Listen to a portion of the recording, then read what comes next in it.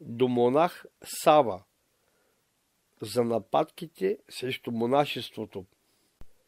Казваш, че върху вас монасите се сипят от всякъде нападки. Едни ви нападат, защото не смеят да нападнат никого другиго и знаят, че вие няма да им отговорите и да ги съдите.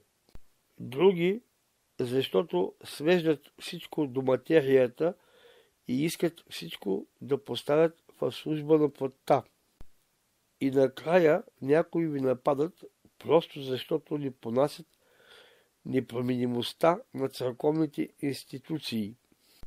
Те с очудване виждат как в днешния водовъртеж от непрестанни промени само Христовата църква стои неизменна като скала в морето, в която се разбиват всички вълни.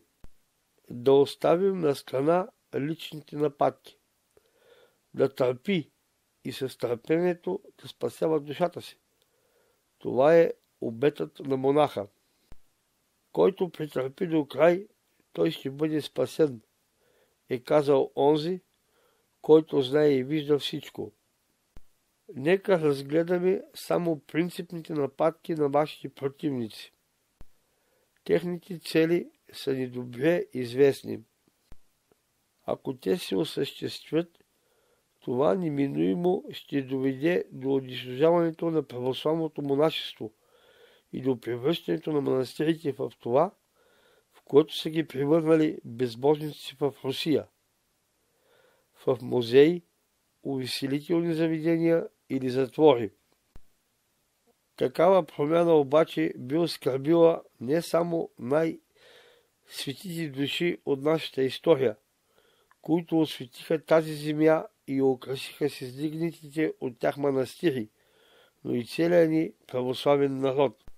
Нападките срещу нашите манастири са особено остри през тази година на покаянието, когато народът повече от всякога се стича на рояци към тези светини, като към някакви духовни санаториуми, където търси очистването на душата, здраве, утеха и вдъхновение. На никого от народа дори на ум не би му дошло, че онова, което е предназначено за душата, може да бъде превърнато в хотел, в място за пир на тялото. И ако за подобно нещо не са си помислили нито царствените ктитори на тези светини, нито царският народ, то човек се пита, в чие име тогава го желаят вашите критици и противници.